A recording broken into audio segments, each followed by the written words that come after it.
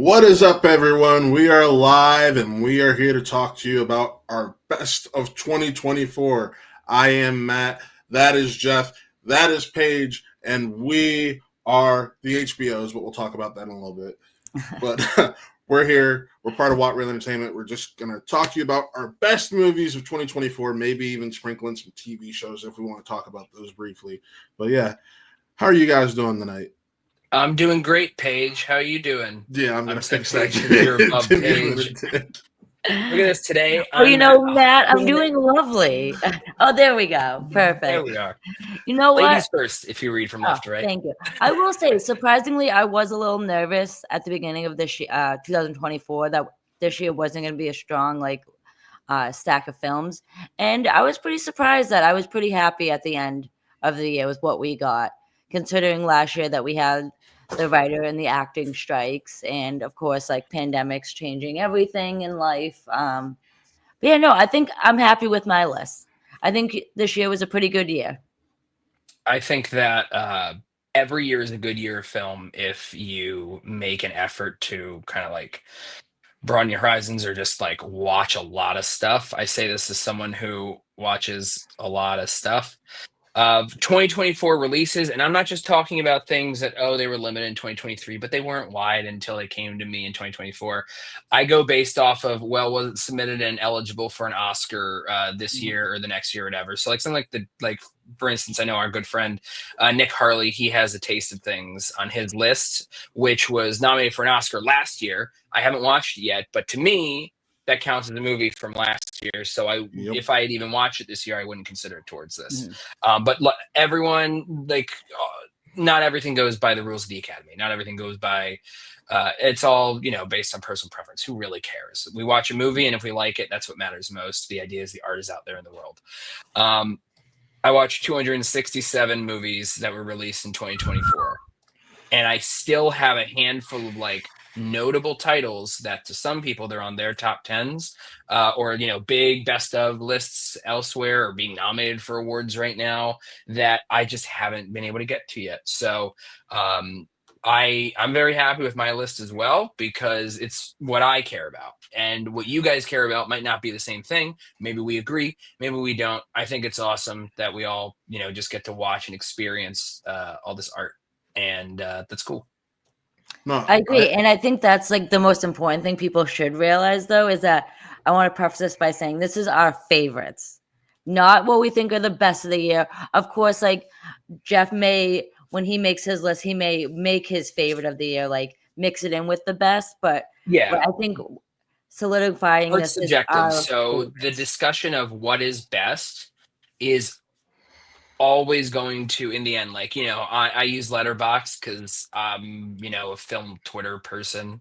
I have opinions and I feel like people should see them or not. It doesn't matter. I do it for a personal log. It doesn't matter. When it comes to star ratings, I do that for me. I do that as a way to just kind of organize my own thoughts. In the end, ratings don't matter. It's just, how did I feel towards this thing? And that's really it. There is no such thing as best when it comes to subjective opinions. There is definitely such thing as worse when it comes to some stuff, but I'm not really here to talk about that. We're here to talk about the best of the best of the best of our favorites. Yes, the best of the best of the best of our favorites. And I've been having conversations with a lot of film friends and just talked about this year. You really felt the post strike. So there's a lot of stuff that was good but not great, and a few things that are great and really stood above the rest. And it was kind of hard for me personally to just narrow it down, because I ended up ranking a lot of this stuff very similarly. And it was all right, well, fuck, where am I going with this? I now have to put these in an order of which did I like more than the other. At the end of the day, when it comes to ranking lists, they're all just arbitrary. We're making it up as we go along, man. At what anyone who decides to take time out of the day to listen to our opinions, thank you, by the way, if you do. Thank you. Steven, I know you're watching. Spielberg, that's what I'm talking about, of course. I just want to say that it's not about the ranking number. Anything that we talk about here where we're gushing over it's just take any ranking list as a list of recommendations. Yeah. And it's not necessarily like there is a number one movie that is above, head and shoulders above everything else as the best of the best or our number one favorite potentially. It is just, if we had to choose one that is, what's the one that we would recommend the most to people for, and we can elaborate on why, whether it's personal feeling or bigger than that, then that's the reason why it's our number one. Doesn't necessarily mean it is the best of the year, but there's a reason why we want to have it that big, that high up on No, totally fair. dumb numbered list. All right, so we'll start off ladies first, as always. Paige, what do you have as your number 10? All right. Well, I think with this one, I succumbed into the darkness of Mr. Robert Eggers' Nosferatu at my number 10. I actually have that higher. Geoff, how about you? It is not in my top 10. I haven't really discussed it with either of you guys, though, but I did really like it. Okay. But I will say, as I told many of people the night that I saw it, I lost my vape pen in the theater that night. So to me, it's actually a 0-star experience. Okay, no, I had that higher, so we'll get to that in a little bit. Geoff, what do you have as your number 10? All right, guys. Number 10. Number 10 is the spot for me where this is absolutely 150% a movie that is just totally my shit. I was trap-pilled from the moment I walked out of that theater. I fucking love Trap. I'm assuming it's not on either of your lists. Not at all. Oh, wow. No. I'm very surprised. Didn't see it, and I heard so many bad things about that third act, and I'm not a big M. Night guy. I couldn't even. What I love about Trap is, the third act is everything that you're sold about the movie is just stuff that happened in the first act. Everything you hear, everything that was marketed, it was just in the first act. This movie is just like you're watching it, and the whole time, the best way that I can explain this movie in both how ridiculous it is, how much fun it is I'm sitting there in the theater and my friend is sitting next to me, and throughout the movie, every few minutes, my friend, I hear him mutter to himself, "That would never happen." And I think that is true. There's so many things in this movie where it's like, this is ridiculous.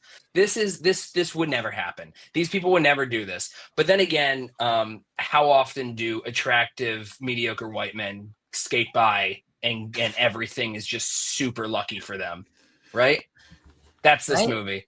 It is M. Night Shyamalan having an absolute ball. It's one of the funniest comedies of the year, I think. It's supposed to be a funniest comedy. Jesus. No. It is intentional. The movie, the problem, it's definitely intentional. Some of the when it comes to marketing a lot of movies, I'll use Drag Me to Hell as a really good example of this. When it comes to horror comedies, outside of something like Beetlejuice recently, like it's really difficult to market something as both horror and comedy. This is a thriller, but it is also 100% a comedy.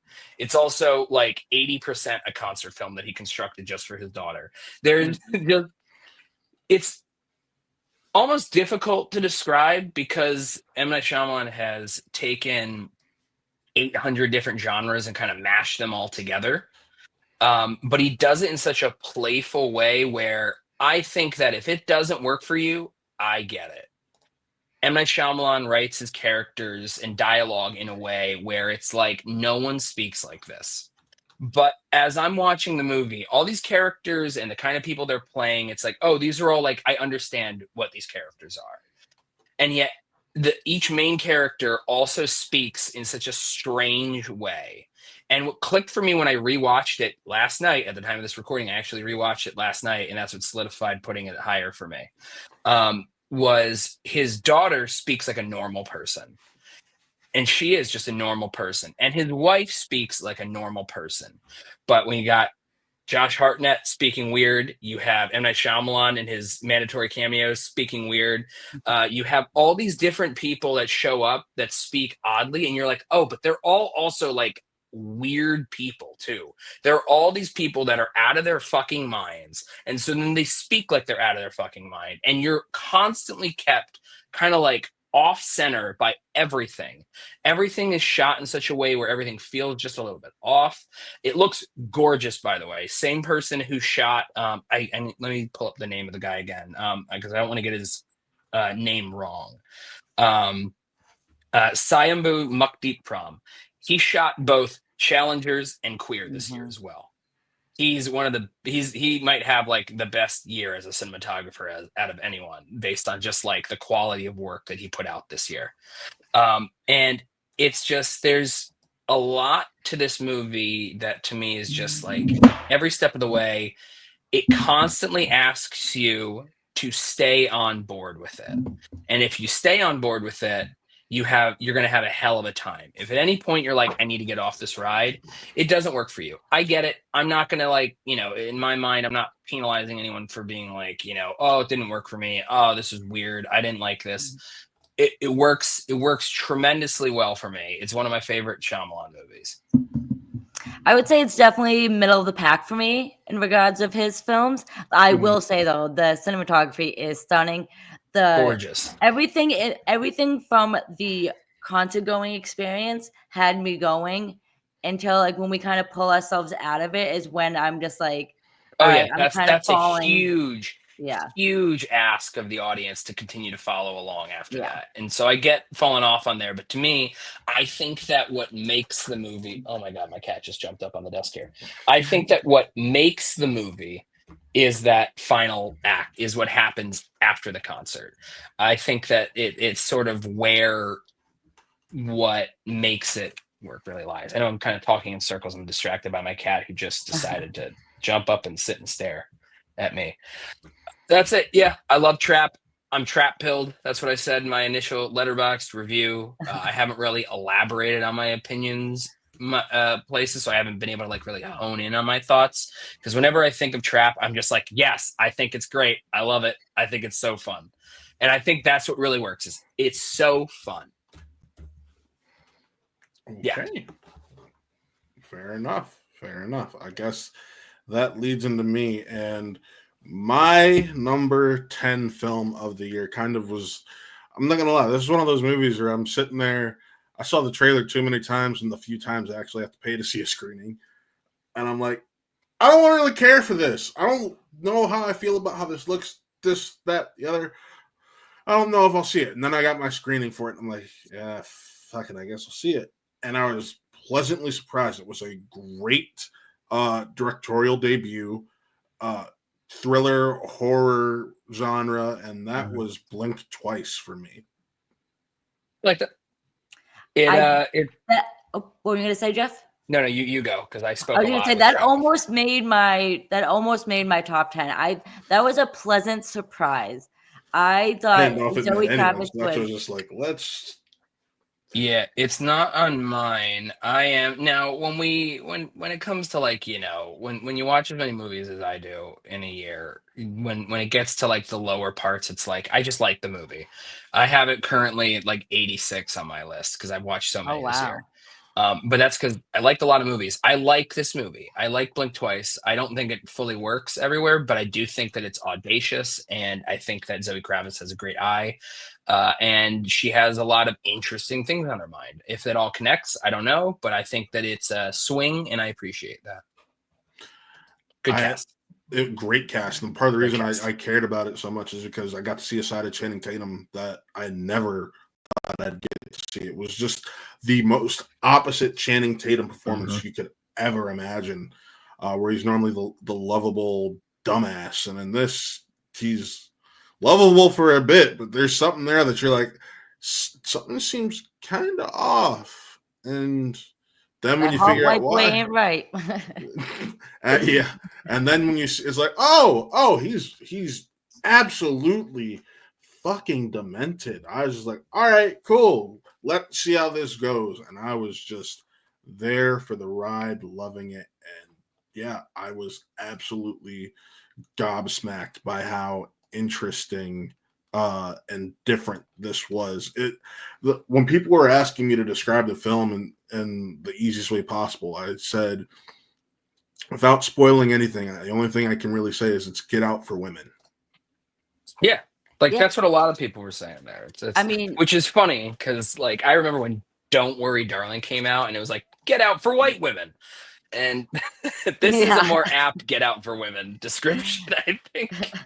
Yeah. I mean, yeah, to me, I thought this was like such a fascinating, like, nightmare, like, approach to like this hilarious but like fascinating like take on it, on this like idea, without getting into spoilers or anything like that, of kind of, yeah, like get out for not for white women, for women. And I mean, hey, the film was originally titled Pussy Island. I wish they Yes. stuck with that so I get why badly. they didn't. I get why. You can't really Marketing. market It's that. just Marketing, marketing. Yeah, you Because can't market that. yeah, I just watched Ed Wood this morning, and he was trying to rewatching it to remind myself, how much love you can have for just the art form itself. And he was constantly trying to get this movie made called Bride of the Atom. It ended up being called Bride of the Monster. And it was like, oh yeah, it's a punchier title. Yeah, I don't think that Blink Twice is a punchier title than Pussy Island. But I No. get it because, oh man, like, oh, my stars and stripes. That's what, grandmothers are going to say everywhere if they see that title. I mean, I remember when people were angry or like upset at the idea of the devil on this poster, and it's called Hellboy. That made a ruckus. yeah, but I was amazed. And Naomi Aki, I like when Roger Skywalker came out, you're like, okay, she's got something. The movie may not be the best, but she has some talent. Then we had her as the lead in I Want to Dance with Somebody. I'm like, she's great in a bad movie. Yeah, she's great in a bad movie. And now this is a film where it's like, yes, okay, good, and it's a good movie. Cool. I'm all there for it. Let's go. Give me more. Yeah, it's pretty much every woman's like worst nightmare to kind of play out and not really remembering what's going on. And that's what I think. That's where the editing, I think, is flawless in this movie. I think it does a great job of editing from what they think is going on, what they know is going on, and such like that. And yeah, Zoe Kravitz killed it. I'm very curious to see what she does next. I think this was definitely one of the bigger surprises of the year. Without a doubt. Without a doubt. All right, Paige, let's go to your number 9. My number 9 is actually, I think, the film that had the best marketing campaign of the entire year, and that is Oz Perkins' Long Legs. Anyone else have that on their list?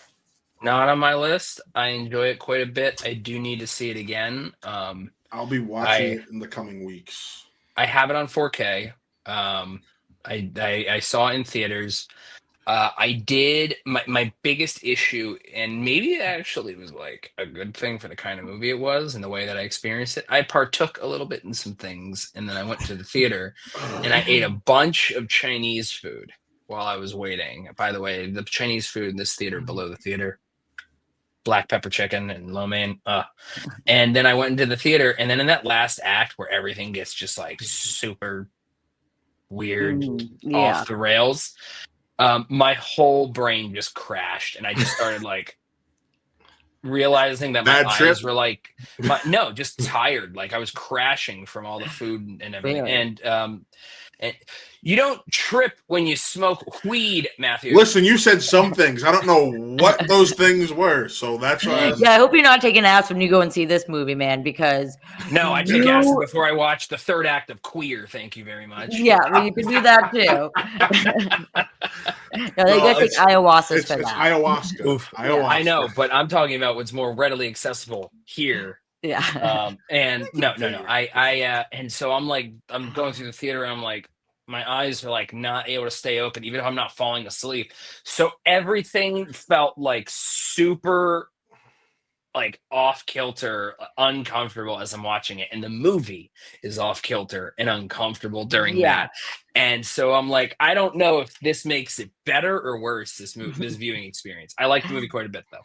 No, I gotta say, I think this is honestly one of the most unsettling films I've seen all year, and maybe in like the last couple of years that I can kind of think of off the top of my head. I mean, it's like eerie atmosphere, it's tension building.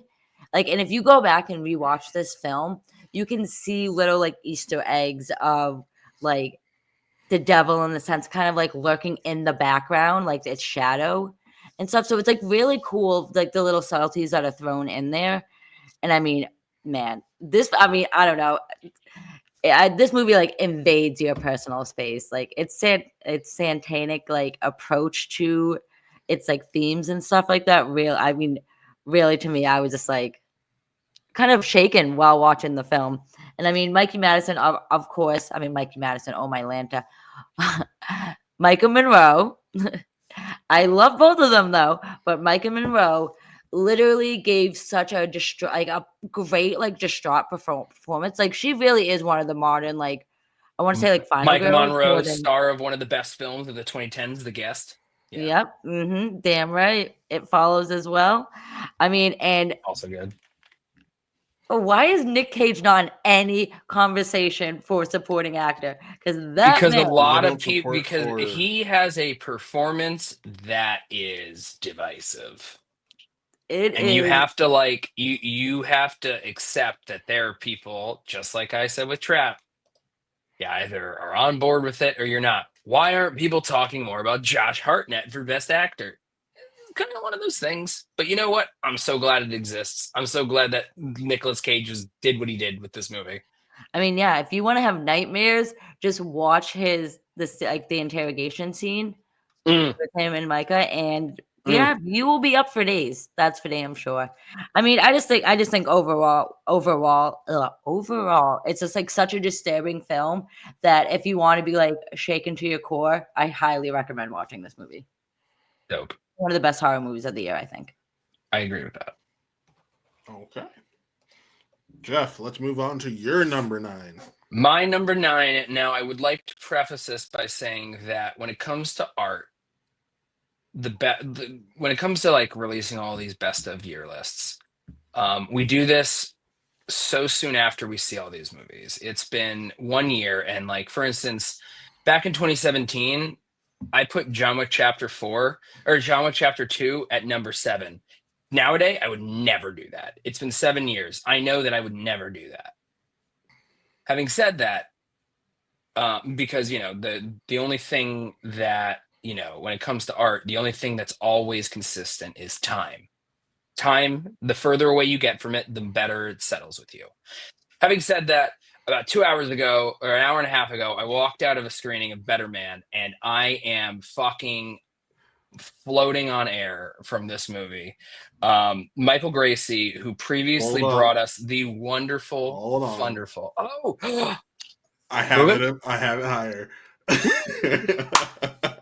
Well, I guess we'll talk about it when we get there. I think you guys, I don't know what. I mean, did not see the same movie, I guess. I don't know. Paige, go drop off a bridge. I guess so. I'm in the minority on this one. I will say that. I'm definitely in the minority. Yes, you are. All right. We'll keep moving. Sorry. Thank you for interrupting me. I just said that whole lead up bullshit. You're good. Thank you. So moving on, I'll talk about my number 9 then. And this is definitely a divisive film.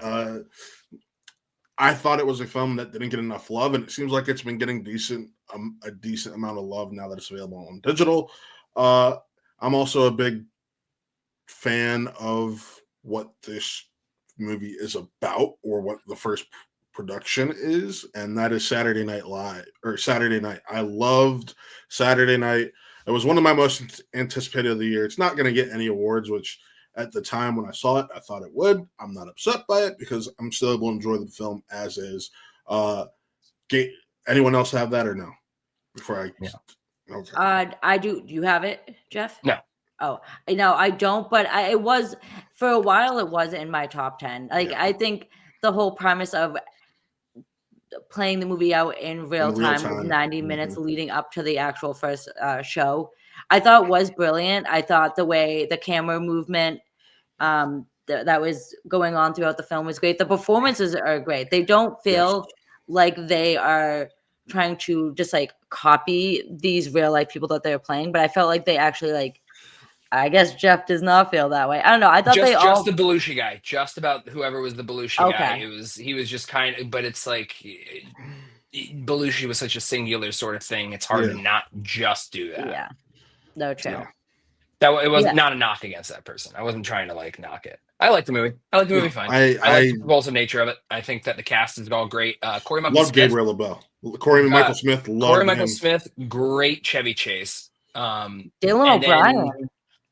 Dylan what's his O'Brien name? was a Matthew shock. Reese. Matthew Reese, Reese unrecognizable as George Yes. Carlin. Yeah. He was spot on. I loved every second of his screen time on that So film. I actually, after watching the film, before I did my review, I went back and watched the first episode of Saturday Night Live since it's on Peacock. Oh, that's pretty cool.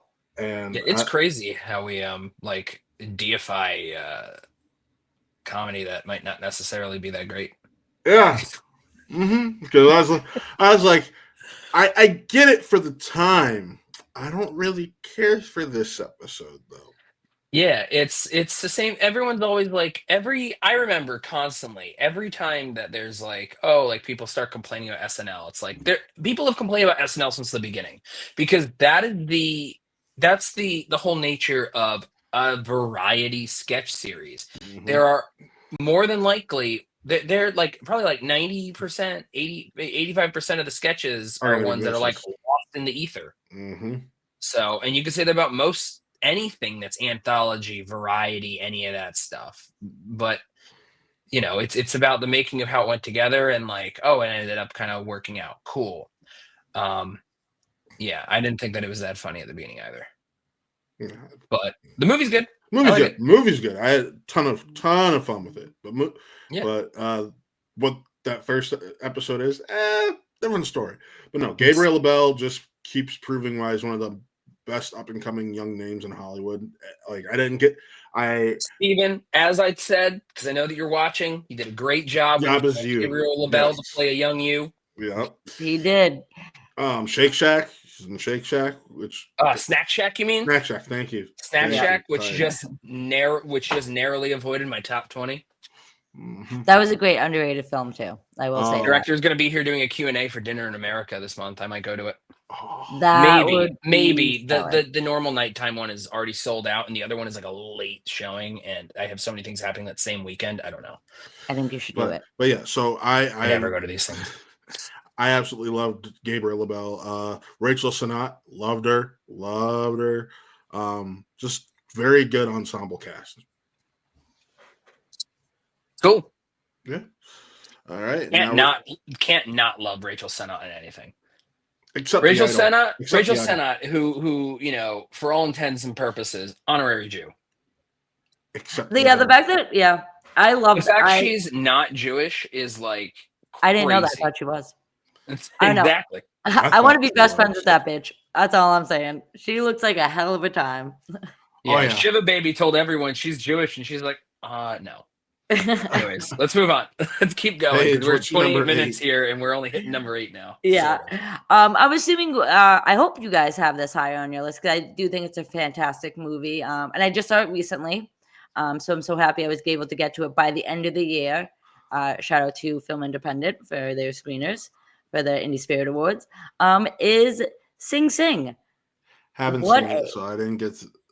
Really? I like Sing Sing quite a bit. It is not in my top 10. There are a lot of, I have it at 32 right now. So there are just a lot of movies I like more. The rollout for that film was such utter BS that I never was able to catch it in theaters. Yeah. It's also been on VOD for a few months. Yeah. So on top of Film Independent. Yeah. So was it? Yeah, I just haven't been able to just catch it in general. So yeah, you'll get to it, and when you do, you're gonna be like, "Damn, this movie's really good." I've heard it's great. I'm a huge Coleman Domingo fan. That's I'm surprised you haven't seen it. It feels like it'd be right up your alley. I mean, it's I've heard. Yeah, A24 dropped the ball on the release of this film. I don't know. Well, we'll see about that a bit because A24 is weird. I think that we're going to just have to see how it goes in a few months because they built a lot of word of mouth and they're now doing a re-expansion sort of thing in mid-January with it. So it seems like they've always had this plan, but at the same time, they brought it to other theaters and then last minute, like with screenings, like canceled them and canceled like rollouts elsewhere. So I don't know what they're doing here because A24 is very odd with their rollouts. Sometimes they're amazing the way that they make it work out. Like The Zone of Interest where it was. I know how your feelings were on it at the time, but in terms of how it worked out, it made $50 million worldwide. And it's just like, it was a series of weeks where the movie went like, people are like, I just want to see the movie already. I'd like to see it. It's impossible to see, and I hear such great things. And so that's how it was able to gradually build that. So hopefully that might work in Sing Sing's favor. We'll see. I think it's a good movie. People should really watch it. I don't know. I like Flamingo, great. Yeah. The thing is, last year when it came out at TIFF, everyone was like giving this film, it's like singing its flowers. They thought it was the best film of the year, that it was going to win this year's Oscars. And I just feel like the hype has kind of died down a little bit. But to me, that doesn't take away the humane story that this film is trying to tell about how humans can, and I guess prisoners in a sense, want to like rehabilitate and can use the arts to do so. It's a really nerdy, schmaltzy way to like say it, but like it's about the healing power of art. Right up my alley. But it is. It's just a beautiful, and the fact that you have actual inmates playing like pretty much themselves in the film. It's just like, I don't know. To me, it's some of the best performances of the year, and it's like ensemble, I should say, overall. And these people have never been on screen before. Like Clarence Macklin, fabulous in the movie. He's wonderful. Yes, I really hope he gets nominated for Best Supporting Actor because he really deserves it. Coleman's great as always. He directed this also, the entire cast really uplift that story. No, Sing Sing was directed by Greg Quetter, who is not someone who I've heard of.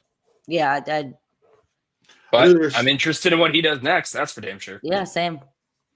And they shot this film in like less than a month. Like they shot this film very quickly, and it's kind of like, and it is based on a true story because at the end in the credits, like they're showing actual scenes from Sing Sing, like them putting on their plays and stuff like that. And it literally, like I'm like kind of tearing up thinking about it. Like literally at the end during the credits, like your heart just wants to melt. Mm-hmm. Just that, arts can bring out the best in people and allow them to escape, and that's really what acting and movie stars is all about. It's an escapism. So. Lovely film. I highly recommend it if you can see it, because you can because it's on VOD. I don't know. It's been on video on demand for months. If you want to pay for it, then rent it. It's worth it. Then it's available for anyone. My turn, Matt. My turn. Yes. Number 8. I'm just gonna say it. Let's see. Anyone else got the substance? Boom. All right. Let's keep going, Matt. My number 8.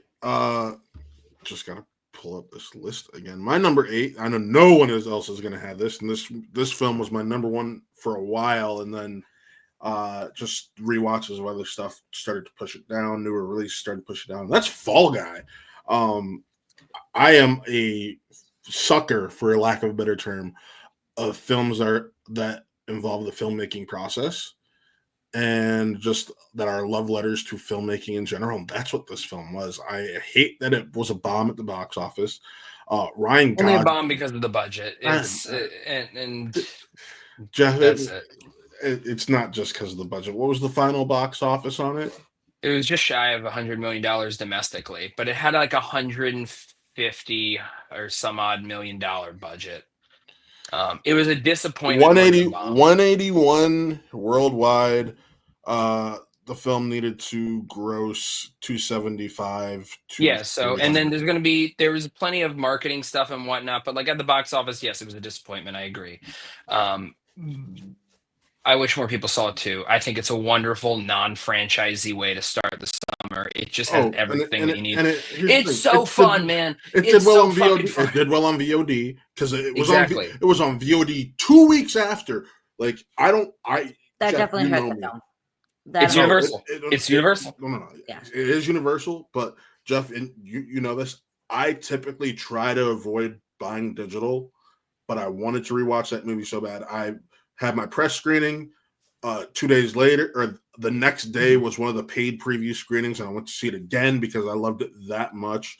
And then I paid it to own it digitally almost the day it went. I think I did buy it the day it went live. I gotta buy the 4K. I know through January 20th. It's a part of Amazon 3 for 30. Yeah, that 3 for thing. But I'm still contemplating if I want to try and track down the Steelbook, because I just I'm not a big fan of gorgeous. Steelbook's gorgeous. I know, because I'm not a big fan of just the basic cover that the 4K has. But if I'm gonna get it, I might as well try and get it now when it's $10 for a 4K, exactly. brand new like that. It's so fun. I haven't watched the extended edition. Don't watch the extended edition. Don't watch the extended edition. That was I typically enjoy director's cuts. This isn't a director's cut. This is just an extended edition. Well, bullshit. But anyways, movies really fun.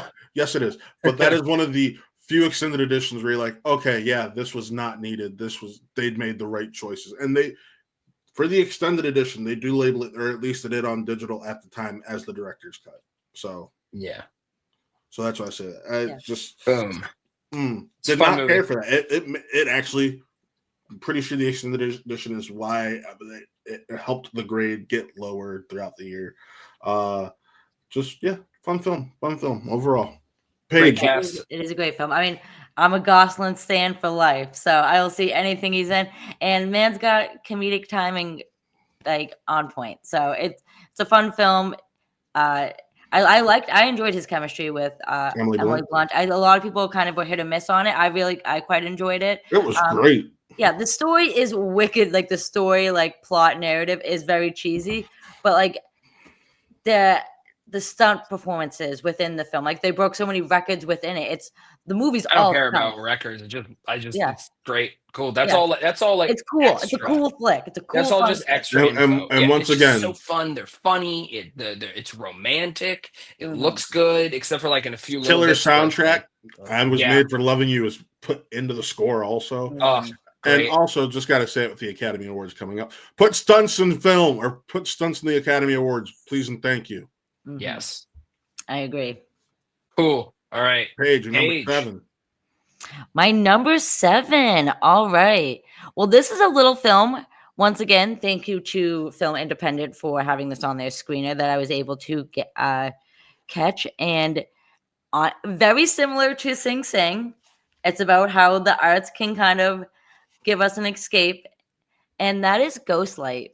If you guys have not seen this movie, honestly, one of the most beautiful, I don't even want to say heartwarming, because it is kind of a tragedy in a sense within the film, but such a beautiful film. Have any of you guys seen it? And is it on your list? Nope. It is my number 18. I love it.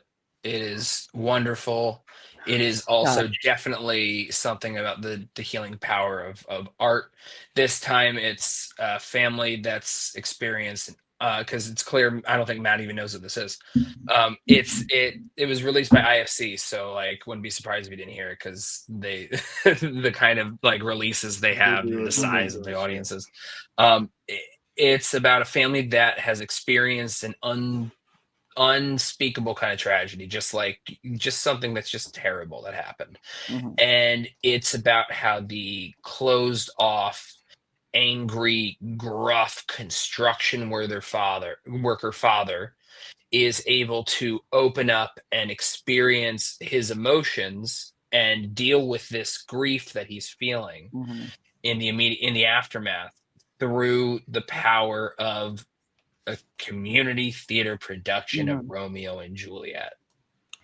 You would never those it's you would never guess lovely. You would never guess the way he just described it. You're really, that works? And no, it's a heartbreaking but such a delightful warm film that if you just need to understand what the power, like we've said it already, what the power of acting wonderful and supporting performance by storytelling Dalia De Leon. Yeah. Good And stuff. it's actually It's just good stuff all around. Yeah, it's amazing. And the fact that the husband, who I can't think of the actor's name off the top of my head, so I apologize. His name is Keith Kupfer. Yes, if I was personally given my own Oscar ballot, I would nominate him. I thought he was amazing. His daughter is played by his real life daughter, Catherine Kupfer. Same with his wife. Yeah. So it's a family actually like playing a family in a film. So it's just it's a film that it's very small, but I promise you, if you watch it, you will fall in love with it and understand that this film is something special. Yeah. Good movie. Good choice. Okay. Thanks. My number 7 Yes. is Real Pain. Anyone see that? Anyone watch that? Do you have that on your list? I'm double checking. It might be on my list. Not on my list. It was my number 11, so it just missed. Ooh. It is. So, Jesse Eisenberg last year released his directorial debut, which was a movie called Sunset. No, he was just an actor in it. When You Finish Saving the World, he wrote and directed it, and that one, I think it starred. I already forgot. It starred Julianne Moore and Finn Wolfhard. Yeah, I've already forgotten it because like that movie, not good. Not a good movie. Very kind forgettable. of like a deeply annoying Sundancey film. And I was like, oh no, is this what Jesse Eisenberg is going to be as a filmmaker? Because I don't like what he's doing here. And then comes The Real Pain, which is so, I don't want to say gentle is the right word because there's like a lot of anger in it too. But it is such it really kind of, thinking of the way to properly describe the kind of feeling it has. Everyone has a Benji. That's all I could say in like what I wrote down. You can relate to both characters. Everyone has both of those characters in them. Yes, exactly. And the title is a double, triple entendre. It's like, oh yeah, someone's really annoying, but also like maybe they're carrying a lot of pain with them. But also it's the idea of, it tackles this idea of like you're going through and like you're not letting yourself acknowledge and feel legitimate pain. Maybe you're trying to cover it up with this, that, or the other. Maybe we'll talk about that more with Better Man when we get to it. And I think that it is really touching and kind of like, not, I don't want to say heart-wrenching in scenes, but it's really there's a dinner table scene that definitely is. There's a dinner table scene. There's a scene on top of a hotel. There's Kieran Culkin, man. Kieran Culkin. I mean, he pretty much is playing his exact character from Succession. I disagree. I disagree. I think that just because he's a little snarky and he talks fast isn't the same thing as playing. That's just his base level of acting, but he is not playing the same. I mean, if we're gonna go off of that, then Denzel's just doing American Gangster in Gladiator 2. Oh yeah, he's the guy in charge of stuff. If we're just using basic things to describe people, then he's that. Like, no, but I will say though, he does give a great performance. Though, I mean, it really is. It's a yin and yang like character dynamic within this film, and I thought their chemistry was like radiating through the screen, because it's a very complicated but endearing relationship that these two cousins have on this road trip that they have to go to. It's Poland, right? I believe they go to Poland. They go to check. They're there to do like a whole Holocaust tour. Yeah, because they wanted to say goodbye to their grandmother. Their grandmother wanted them to go on this trip, and it's another movie that like. I could say this about so many movies that I really like this year. Maybe not necessarily the other movies that are on my list to describe this word, but like I'd say, once again, in a different way entirely than Sing Sin or Ghostlight or some other stuff, I think it's a very lovely film. Yes. Totally. And Jesse Eisenberg, by the way, people aren't talking enough about him. He's also almost, if not equally, as good as Kieran Culkin. It's just that the way the characters are, once again, the one with the more showy role is the one that people are really like latching onto, and for good reason in terms of it. But Jesse Eisenberg giving, I think, I don't know. I like a lot of stuff that he's done in the past, but I think his best work since The Social Network. I will say, I really hope this gets a screenplay nod because it really does. It really just capture like the inner turmoil of our pain and how we deal in like grief and how each one of us deal with it. My grief on the same topic as you might not feel as impactful to me that I want to express that how you feel.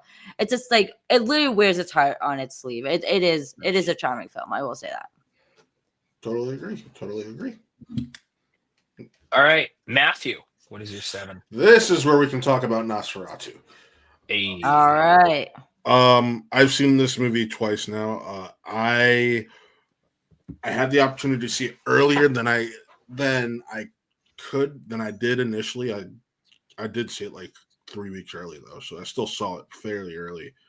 And that movie is just powerful. And for you fuckos who are complaining that the vampire isn't sexy, it's not the fucking point. Yeah. Have you not seen any of the Bela Lugosi other sexified adaptations of vampire. Nosferatu? And also, it's one of those things where people forget this whole legend is based on an actual person. And Eggers decided, you know what? We're going to base the look on the actual person, which he looks like Rasputin, dude. It's exactly awesome. Matt and I talked about this that night. Mustache. Matt and I never actually talked about, like, after the movie was done, we were going to do a review, and then stuff got in the way, and then didn't end up happening. So we never really talked about our opinions on it together. The only thing we talked about was where I said, Matt, the mustache.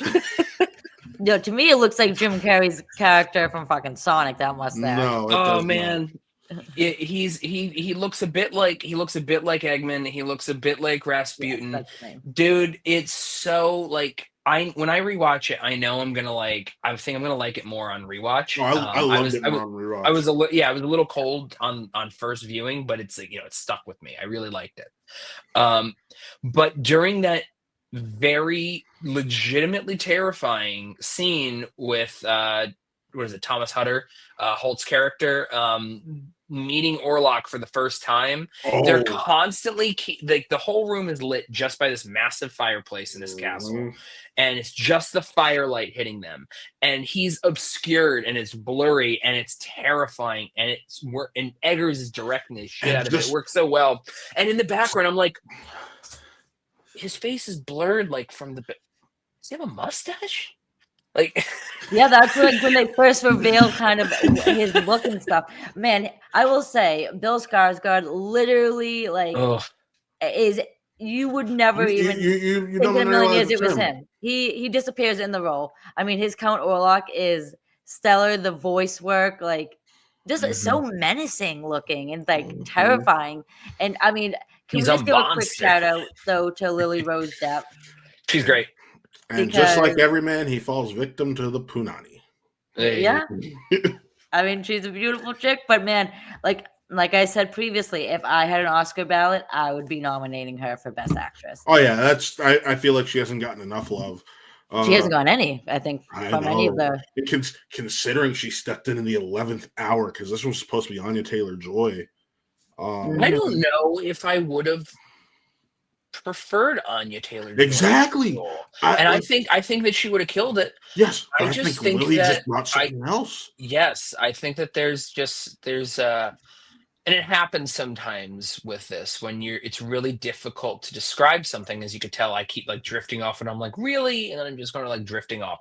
There's an intangible quality to her work in this where it's hard to describe it, but it's like she brought something to this. It's spellbinding. Like that's like to me, it's the best way to describe it. Like it's so physically demanding of her, and it's like it in not the same emotional way, but it reminds me a bit of just how fully like thrust into it like Florence Pugh was with Midsommar. Yes. Where Lily Rose Depp just gives her heart and soul and her whole fucking body to this movie. Proves that she's an actual talent, because before this, the only thing people really knew her from was The Idol, and before that, Yoga Hosers. Great in The Idol. I still think she was Yoga Hosers, where she took down some Nazi sausages. Yes. But yeah, no, I do think this is Eggers' best film. I think he crafted his best film to date with this film. I think like I don't know if I'll to say rewatch that. this I stuff. got to rewatch Really? Lighthouse, and I gotta rewatch the Lighthouse because and that's what I have at Northman. #1 now, and I gotta also like fully watch the Northman, which I really dug. But the Same. problem is, I went to the Northman to like a late like 10 o'clock screening, and I was so drunk, and I fell asleep for a good half hour during that it's a long movie. movie too, so yeah, you But gotta it stay was awake. like I said, I was so drunk. I'd already had a really heavy dinner at like a restaurant that's like Southern cooking stuff, so it's like heavy dinner, and then drank a lot, did other stuff, and then I drank more right before the movie started. And it's a 2.5 hour movie plus Yeah. 25 minutes of trailers and credits before the movie starts. Mhm. You're just. I was tired. Yeah, I mean, I will say though, like stunning, like goth, like cinematography. I loved Gorgeous. Oh, lighting, the dreariness of carriage it all. pickup scene. Oh my god, he was on Yes. another Yes. level. I think that when it comes to discussing film a lot nowadays, there's a lot of like really, not to sound pretentious in the way I mention it here, but like Go it for feels it. like really like rudimentary to just be like, oh, the cinematography, Yeah. and No, that's it. But this movie is gorgeous, Yeah. and the only thing I wrote down was when I logged it was let me see what I wrote exactly here because I thought it was funny. Every few years, Robert Eggers just pops up to remind everyone that movies are allowed to look like this. Yeah. it's so true though. Like the production design, everything, like And it's already all made the money. It's already in the outfits. green. It's already in the green. And that's awesome because that means that people want to see movies Mhm. that are like this, which are not just like Yeah. sludgy and whatnot. And they'll use real sets or they'll use real people. I'm sure there's like, soundstage things and whatnot to some of that stuff. But like, god damn, like it's all used in service of making something look and feel and sound good. Like Yes. the sound, from my understanding, once again, this is the whole thing of like learning something that happened outside of it, but I think it's a little more relevant than like, oh, like what records this thing broke or something for this. But like so much of the sound were just remixing guttural noises from Orlok. Mhm. That's what Yeah, made it up really the is main fun. sound design. It's just him. It's super unsettling. It's Yeah, awesome. I can't get over it's the sound and then also like the shadow effects they use on Mhm. Warlock is what like Yeah, a I haven't seen beautiful, Sonic stunning 3 film. yet, so I don't know how it compares to other shadow Meh. effects this year, but Shut up. Bad dad joke. yeah. All right, cool. That was a good one.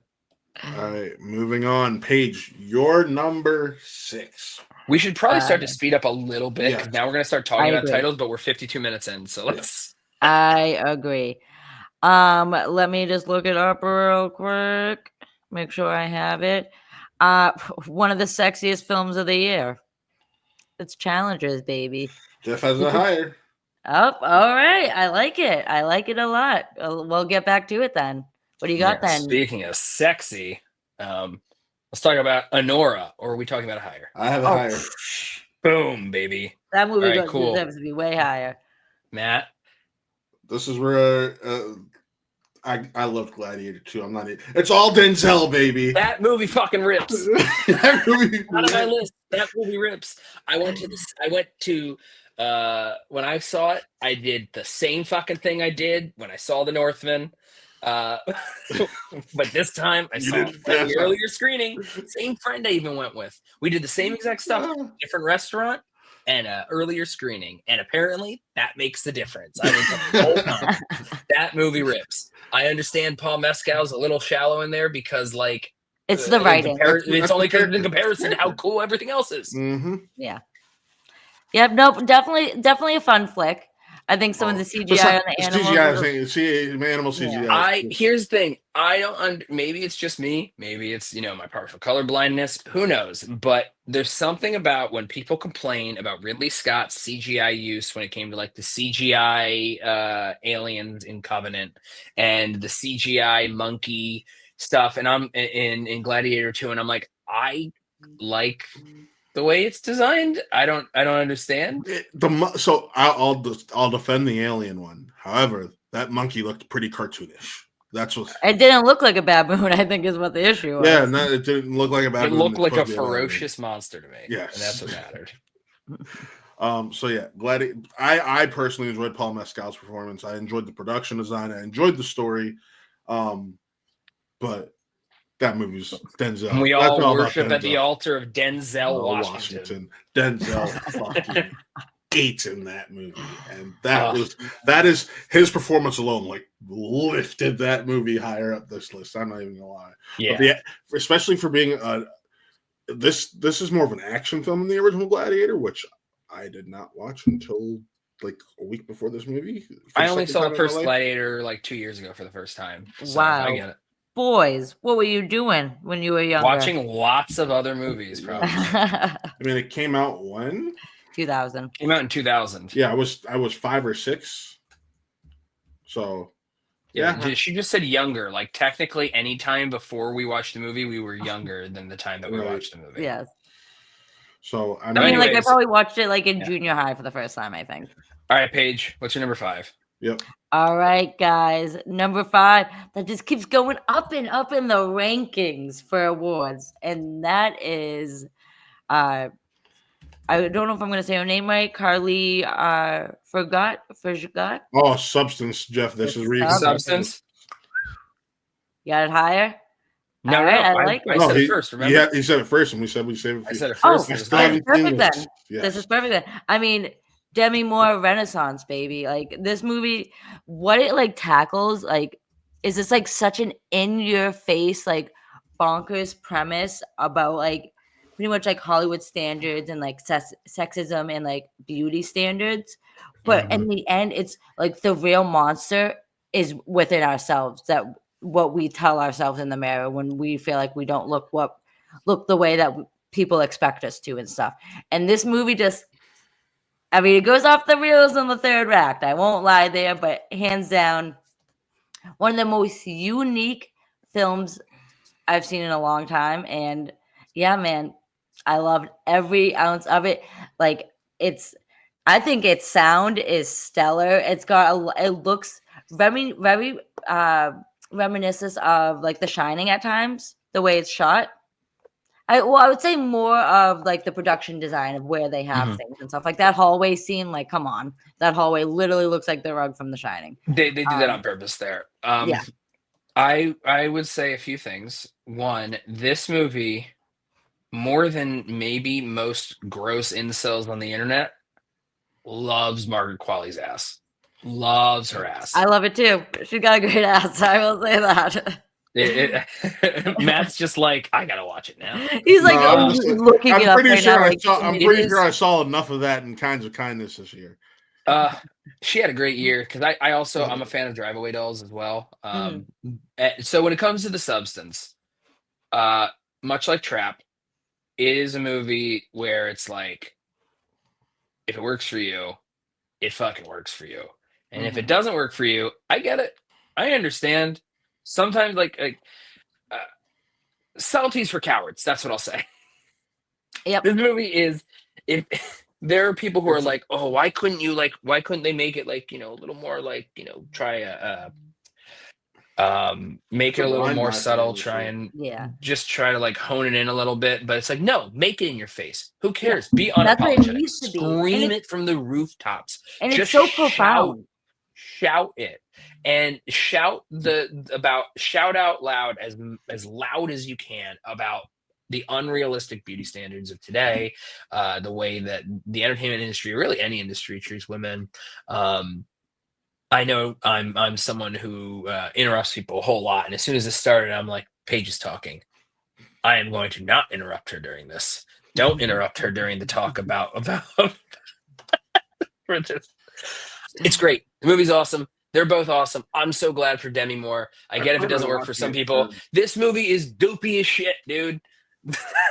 Yeah, I mean, I will say, like, yeah, I showed great New Year's Eve movie, by the way, because it literally ends like at like a New Year's Eve show. So I showed it to my aunt and my grandfather.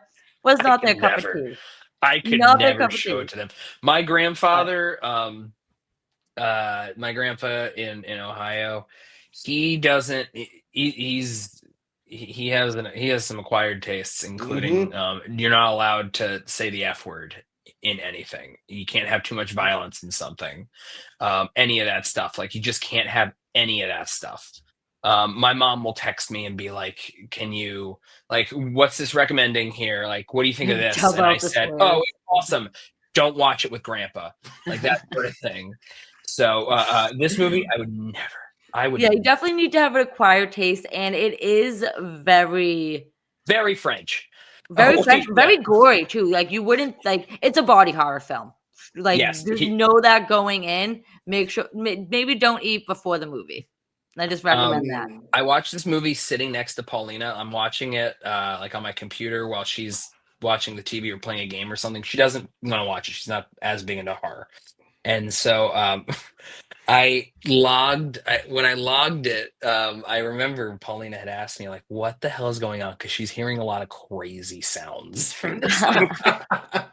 So what I wrote in my log was, as the movie got crazier, I had to explain to my wife what the hell I was watching, since she won't watch horror movies. I turned to her and I said, "It's French." It's a great way to pretty much describe it. Yeah. It rocks. It's awesome.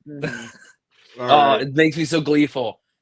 Speaking of gleeful, this movie, I would be surprised if either of you have it on your list. Most people, I feel, that are, at least friends of mine, haven't seen it for some reason. I watched it twice last year. I have a Blu-ray that will hopefully be here in the next couple weeks. It took a while. They had to get a print made of of a slipcover made of wood to go on it. I'm talking, of course, about Hundreds of Beavers. Have either of you seen it? I have not. I actually I think to watch it free on YouTube. It is on Tubi. Yep, you can watch it free on YouTube and Tubi. It is. So the only reason why it's probably not even higher, the only reason to me it's not even like a 5-star comedy for me, is I think it's just a little long. That's it. I think that there's just a small area, maybe in the middle, they could figure out a way to like tighten up. It is like an hour and 45 minutes. And for a comedy that has no dialogue, that is just sight gags, like, you could tighten it a tiny bit. Having said that, this movie is like, funny enough, because it takes place in the snow, it is a movie that is like that exemplifies the idea of the snowball effect. It starts a little small and it's funny, and it literally starts with something that's sort of like a snowballing. And is it a silent film? I don't know. It is a black and white, mostly silent film. Okay. It has a lot of sound effects, and it is about a man who named Jean Kayak, who has like an apple farm. He does like apple cider and stuff. And when beavers happen to like destroy his whole operation there through like a freak thing that happened. And the way that he's trying to make money again is to become a fur trapper and catch hundreds of beavers, like catch beavers. And the only way that he could get the hand of the daughter of the man who will buy the fur trapping from him is if he brings hundreds of beavers for them. And the movie functions almost like a bit like a video game as well. Like, it start literally with like a tutorial thing almost, where he knows that he has to use like his wits in order to catch a beaver or a raccoon or something. And when he brings it to the guy, he brings one beaver, so he's given a very tiny knife. And he has to use that tiny knife to catch more beavers. When he gets more stuff and he turns that in, he'll be able to get something that's a little bit bigger. And, like how video games, you're able to do that. And it's a movie that, as I try to explain it, it gets hard to explain, because it's a movie that is, like I said, since it's mostly silent and it's all visual gags, it's hard to describe it in a way that makes it sound appealing and not just silly. But also, it is supremely silly, and it is ingenious in the way that it works its comedy in. I think that it is one of the best comedies in years. It is something that no studio would do. And it's because studios are afraid of ever going like full hog into anything. They took a silly premise that shouldn't work beyond like a short film and turned it into a full-length feature that's better than most movies that came out this year. I will shout it from the rooftops forever. Paige, you are muted. Sorry. No, I was gonna say, like, it was literally like what I heard from it was a group of friends just like went into the woods, like the snowy woods, and just wanted to make a movie over the course of like 3 years, and they accomplished that. I think that's They amazing. didn't just do the woods. Most of them, like so much of this movie is on green screen just in their backyard. Like they just hung up like shower curtains that were green and then they just filmed in front of it. And then they just like drew stuff and then they like photoshopped them into stuff to like make these visual gags work.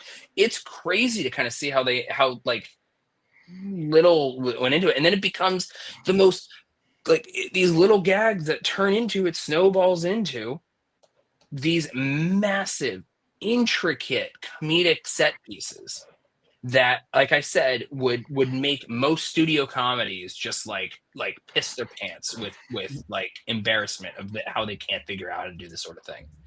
It's one of those great things where when you don't have a lot of money, you have to rely on your ingenuity and your creativity, and that's what they did here, and it worked. Good thing that they're so creative. Everyone's so creative.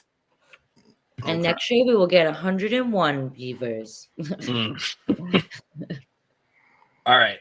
Now, what's next? Geoff, let's start waxing poetic because our review for this just dropped the other day, and Paige doesn't like this movie. So without further ado, we're gonna talk about a Better Man. Better Man. I absolutely loved this film. It felt like, listen, I don't know. I didn't know a goddamn thing about Robbie Williams other than he was name dropped in Ted Lasso in like season 1 for the dinner gala where they were auctioning off dates with players and all that. Yeah. I didn't know anything about Robbie Williams, and then when I knew this movie was coming out, I saw like, oh, watch the music video for Rock DJ. That's the only thing I've seen. I didn't even watch the trailer for this. So you guys knew the song Angel. No. I didn't know a damn thing. And I was just absolutely blown away. This film, this musical biopic, was in the same vein as Rocket Man. It was super compelling. Just the fact that I prefer music biopics that actually go into the nitty-gritty and dirty details, just like this film did. And it was absolutely my shit. Mm-hmm. I think that one thing that makes this stand out amongst the pack, besides many things, is they have Robbie Williams intricately involved in the making of this movie. And when a musician is involved in a movie about the making of like a movie about like, you know, how they came to be, it can make you feel really worrisome. It's like, oh yeah, Straight Outta Compton had Ice Cube and Dr. Dre in there, so we're just gonna not talk about the allegations against Dre or whatever that stuff, like that sort of stuff. We're just not going to talk about that stuff. Here in Better Man, he's just like, he's open about it. He's just like, guess what, guys? I was a piece of shit. Let me tell you all the ways. So it was, and I think just like Rocket Man, where it does the same thing with Rocket Man, where it doesn't just do that normal stuff where they start one song and it's like, oh, this is the way they came up with this song. This is the way they came up with that song. It's a musical number in itself, and it's a musical number, but also they didn't just do it in like chronological order of, well, he came out with this song first and then this song and this song. No, just like Rocket Man, they did it where it fits the tone or what they're trying to do for that scene. They're using his music to accentuate the emotions of what's being played out. Mm-hmm. It works out to I think a spectacular degree. I think that the special effects used for the monkey, which by the way, by the end, it took a little bit for me to really get the monkey thing. Like there's a narration at the beginning, but it took a bit, and I'm like, oh, yeah, it doesn't. It makes perfect sense to me. by The the only end reason as to why he's I a knew monkey. about it is because I did read like the interviews and whatnot beforehand about why he is a monkey, and I'm like, oh, makes total sense. Yeah, because he says it. He says it blatantly in the film. Oh, he's no longer Robert. He is Robbie Williams. Okay, Robbie Williams, the bad boy. He's playing a character. He, for his entire career, is nothing more than a performing monkey. Yes. Yeah. That's it. And then, but it's not just a performing monkey. In so many other ways, people say it about him because of all the shit that he does. He's an animal. Yes. He's a literal animal. Mhm. There's just a lot. I think that the way that it approaches and it visualizes clinical depression is really ingenious. I think there's a whole segment, without going into too many details, because I know not many people have even been able to see it yet, since it's been platformed and not doing particularly well in the US because Robbie Williams isn't known in the US really. There's a whole scene about him where when it's his clinical depression, and he of course has throughout while performing, he always has these flashes of the suicidal ideation, and the way that he tries to deal with that is such a wild way that the way they visualize it on screen is just like, I couldn't believe. I was like, oh my God. I was so set in my ways on like my rankings when I watched this movie, because I told myself, I love all of these movies. This is it. And then I watched this movie and I'm like, I love this movie. And then that scene came and I'm like, all right, this is it. It's in my top. This rips. Yeah, we literally waited to record this video until Geoff got to see this movie because he was like, I need to see it. It will probably make it. And I guess it He said did. it could make it. It He made it said pretty it high could on make your it. list. Oh yeah, I mean, was at number 5, and he had it like what, number 7 or 8? I have it at 9 right now. Okay. I mean, I gotta say, like, don't get me wrong. I do think the CGI monkey is stellar to look at. Stellar. Like, I think that it looks it might amazing. even be better than I think it's better than most Kingdom have worked than Kingdom, and Kingdom's really I good. was thinking, I did not like Kingdom. Kingdom looked cheaped out on. I think that Kingdom looked really good. It just didn't look quite as good as like The War and last whatnot. 2. But we're not talking. I think that it still looked good. But here they also are only doing it on one person, and that definitely makes a difference. Makes it easier. It's cheaper to do that. Yeah, he's not. But I mean, you guys are gonna hate me, but I just think this is just another generic rags to riches story. And I think it's because I do think it's because I'm not a fan. I know you guys weren't a fan of Robbie Williams either, so but I don't know. I think if I was more invested in either his music or just him as a person, I would have been more I engaged. can't sit with here the and story, say that it's generic when most biopics don't give you the nitty gritty, dirty details. That, like, I don't want to get too much into it because, like Geoff said, not a lot of people have been able to see this film. It just came out this past Friday, so it's totally fair to not dive into details on it. But there's a lot in there in the nitty gritty that made this uber compelling to me. Yeah, this is. I get what you're saying. Like, oh, generic rags to riches. I don't think it's as generic as some others, but at the same time, when it comes to musician biopics, a lot of them do have very similar stories. So, but there are so many films that are widely beloved that are cliche. But cliches are cliche for a reason, because they work. And it's not so much, oh, this happens to have the same elements as all these other things. It's about how they utilize it. And it's what do they put to use to tell these similar stories. And I think that the way they visualize, the way that it's acted out, the whole monkey thing, which ends up being not just, it becomes a central thing that makes it really work thematically. Michael Gracie, he's got the goods as a musical director, man. I will say think that he directed some. I will still not watch that other movie musical that he directed. The Greatest Showman is a movie that I think is a whole lot of fun. He's able to make that movie is such wild trash. It's so fun. It's about a piece of trash, which is why I Yes. don't want to watch a film that glorifies a piece of shit. I get it, but it's a lot of his work on it. Great. And here he's on another level. It's crazy what happens when Michael Gracie is given great material. Because I think that it really plays into, like I say, like, yeah, it might be similar to other stuff, but like the material of that similar stuff makes it stand out. Yes. There's some wonderful music videos. Rock DJ, great musical number. The musical number on the boat is also beautiful. Yes. There's just some great stuff. The musical number at what is it? Networth. That's unbelievable. That's just awesome. Well, there's a scene in when that concert's going on that kind of takes that's what I was talking about. That I thought was that's what I loved. To me, I was just like, but yeah, no, to me, awesome. I think the biggest thing for me to take away. Without spoiling it, I think it's awesome. Yeah, I'll just wrap it up real quick. I just didn't think personally his own story warranted a biopic. But then again, he is everywhere else. I think that's the American in you speaking, because yes, definitely is. It's a bias, but yes, it is what it is. All right, Paige, what is your number 4? Oh my gosh, we are at our number 4. All right, guys. Well, I hope you guys saw it, because this is a little film that I think is one of the best cat and mouse games I've seen in God knows how long, and that's right outside my top 10, man. Oh, that makes me sad. I know what you're about to say.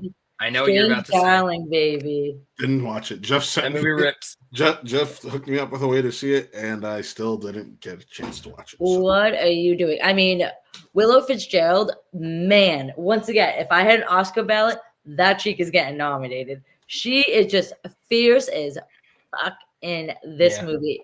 I mean, this movie, hands down, most underrated performance of the year, I'd say. Kyle Gallner's awesome. Yes, he's just an underappreciated actor in general. He is my horror king. Like, man, right now, yeah, he just kills it. No pun. He'll always be Impulse to me. Views from Metropolis. Check out the Smallville episodes. Impulse, was he on Smallville? He played Impulse, aka Kid version of the Flash. Yeah. Gotcha. I mean, guys, this is just a sexy ass, like, twisted thriller that you.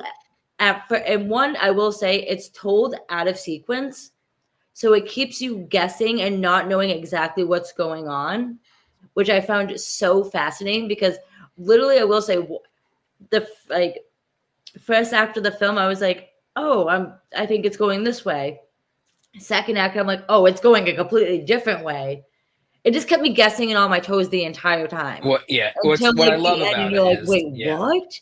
And it's like, when you say first act, second act, third act, it's even better, because it's like, technically it's like 6 acts, and it's like act 4, act 2, act 6, act 1. Yeah, it's crazy. It's awesome. Non-linear stuff, there's always ways for it to stumble, and I'm going to be very interested to see how I feel about it on rewatch now that I've experienced all the surprises. But I think it's going to help me appreciate it, at least on rewatch, now that I'm able to know the context of it all. I had a feeling, like, I called it in my head. Oh, I did not at all. I figured I called it a bit in my head early, and then it swerved me a while. It kind of got close to what it was by, like, as it went along. I was pretty close, but I didn't hate it. That was just me. That's my brain. That's not the movie's fault there. It's really smart. I think it's really well done. Yeah. And it's got the tricks up its sleeve, man. It does. And it looks great. Giovanni Ribisi is the cinematographer, and he also does some of the best work of the year in his first cinematography job. Awesome. Yeah, this movie is like the neon lights on it. It's so cool. I mean, everyone watch it. It's so great. I literally just bought it on Blu-ray. I love this movie. What are the characters' names? I think it's just a lady and the demon.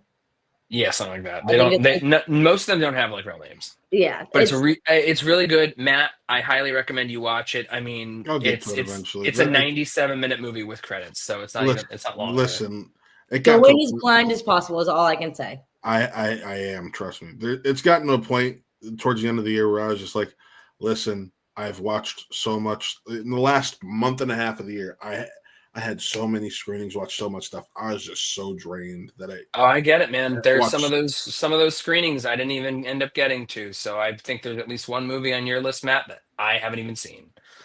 So I think there's one or two, honestly. there's at least one I know for sure. But Geoff, what is your number 4? My number 4, let's see if it gets bumped up a little bit from either of you. It is Dune. There you go. I figured. I do love Dune. Just because it's number 4 out of 267. Don't penalize me, man. All right, I'll move on to my number 4. And come gather around, people. Please hear the call. It's definitely a Watchmen? complete unknown. Listen, I love. Is this how you tell us that you loved Rebel Moon? Are we talking about the real ones, or are we talking about the theatrical versions? No, we're talking about.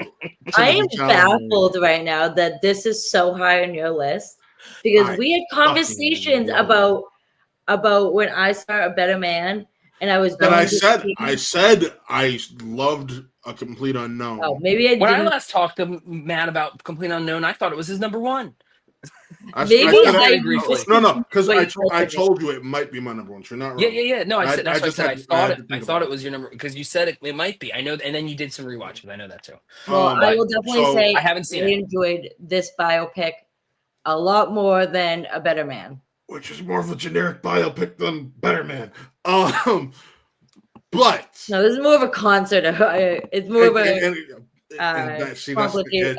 It is. I understand the complaint people have that it is concert the movie, but it is literally about a journey from boyhood to manhood, and essentially taking what you love and growing past it. And sure, is he a dick and destroys it in the process? Maybe a little bit. But that I am a sucker for when the actor does the singing also. It's why I love Taron Egerton's performance for Rocketman, and still to this day think he got robbed of an Oscar, even just a nomination. Fuck you, Rami Malek. But yeah, it was that kind of movie for me. I loved Timmy in it. I absolutely loved Monica Barbaro as Joan Baez, which I have been a Monica stan since Splitting Up Together. It is an old ABC sitcom with Oliver Hudson and Jenna Fisher, and she played the babysitter / tutor who ends up becoming. I would like to just say, you said old. This show's 5-6 years old. It's been canceled for like 6 years. Yeah. So hey, it's still. It hasn't been on for years. I know, man. No, I will say I discovered her on that show, and I loved her in that, and I've been following her. Yeah, well, I bet her agent discovered her before that show. Go ahead, Paige. No, I mean, yeah, like you said, it's a voyage of an artist, like who's going against the grain and does what they want when they want. Like he's very contrarian artist, like as we all know. The whole point of the movie is like he is a complete unknown at the end of the day. Like when we never really got and have still gone like the full picture of who Bob Dylan is, but like his lyrics just speak to you on like another level. And I think like the movie is the great, like Bob Dylan's greatest hits. I am a big Bob Dylan fan, so of course I really enjoyed it, and I love Timothée Chalamet. So notice the difference. The movie that you loved, you're a fan of the person, but I agree. I mean, I am being a little biased, but I think that it helps though.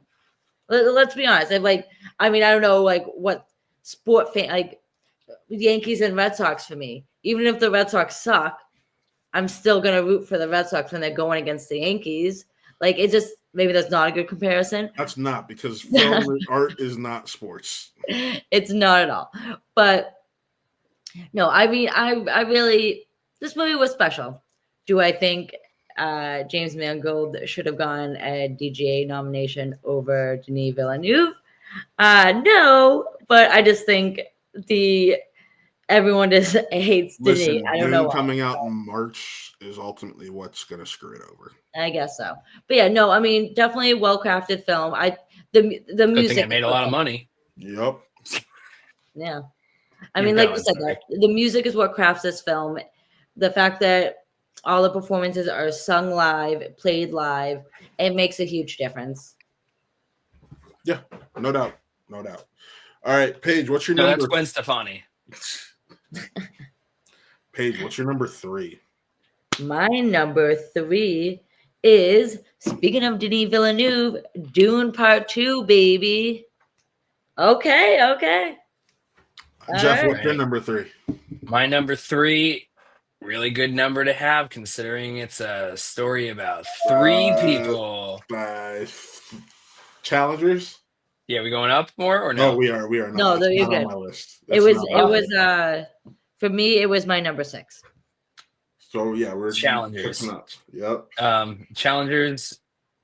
When I try to lock in for work, where I have to review all this stuff, what I'll do is I will pull out my phone, which I've probably already been on before I try to lock in on work. I pull up the score to Challengers, and I'll start from the beginning. And I will always start from the beginning of it, and I will listen to the entire score all the way through, maybe even twice if I'm working hard enough. It is just so fucking dope, man. Challengers rocks from start to finish, all the way through, from all sides. It is like, I know the trailers kind of sell it as like this sexy, hot and steamy thing, and it is. It's sexy without the sex. And I get, we live in a world now where people are like, oh, where are all the sex scenes? And other people are going like, sex scenes are unnecessary. All right, cool. Well, you ever watch a movie where the sex scenes are just people playing tennis? That's this movie. Because these tennis games are fucking hot. Paulina, I showed Paulina recently, and she was like, she was admiring the work they had on just keeping everyone so goddamn sweaty. Yeah. Dude, it's a commercial art house like filmed. Luca Guadagnino directs the fuck out of this movie. Luca rocks. Luca does rock. He just knows how to get the best, like, palpable, like, charged performances from his characters. He just knows how to direct actors. Like, I just don't like. There's no better way to say it. Every single one of his films, he brings out such great, powerful performances from everyone, and this one is no exception at all. I mean, it's a very I really know, like, I don't want to sound cheesy, but like, Challengers really is an ace in tennis terms. Like, what it does, it's pretty much like it's a character study on like passion and like desire, and I just. Awesome. Not even really a tennis movie. It's just more about like the love for having a drive for something, and that drive being what sustains you. Yeah. Matt, I saw it once. I liked it. I didn't love it. Like, it's you kind of got to your year between this and Queer, man. Listen, I really liked Queer. You know that. That. But did you actually? Yeah, I did. We had a review on it. We both you liked it more than Challengers? Challengers didn't hold my attention in the same way as Queer. Really? Interesting. They are very different movies. They are very different. Very, very different. I think just the score alone in this will keep your attention and keep Queer fell just outside my top 10 as well. I love Queer.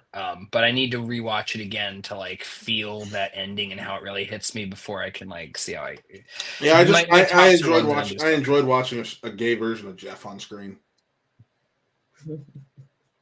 Which one was me?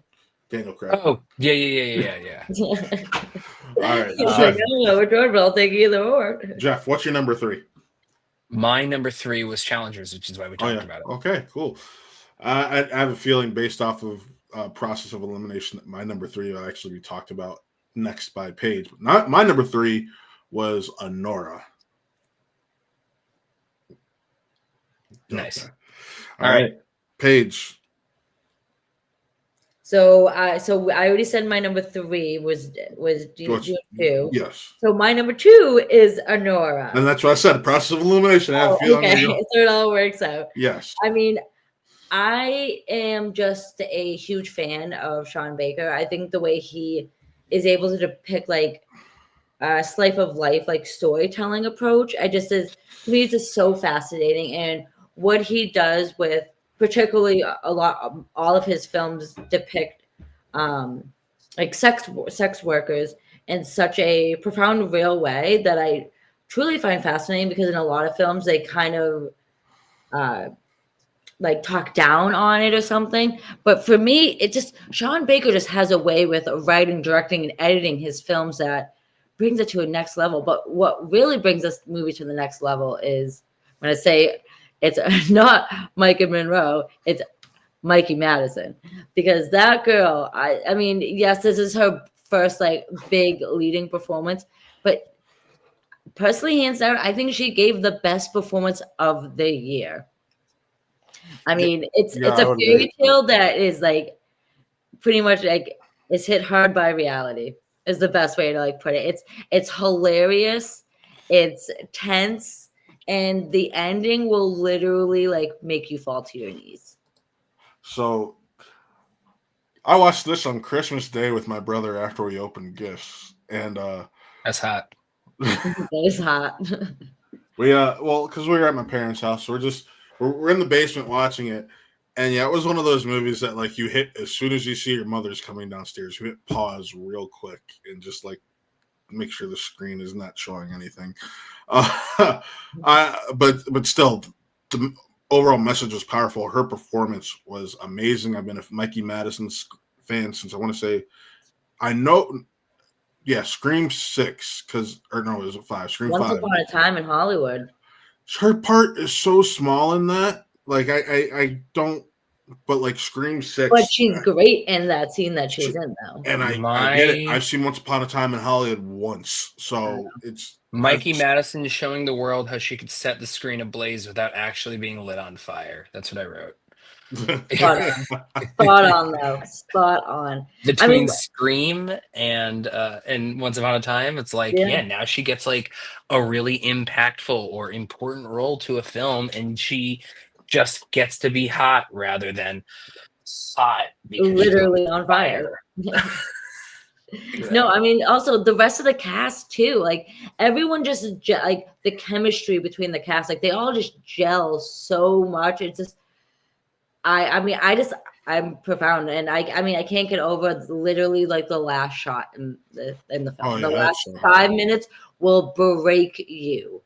And listen, the plane scene had me fucking rolling.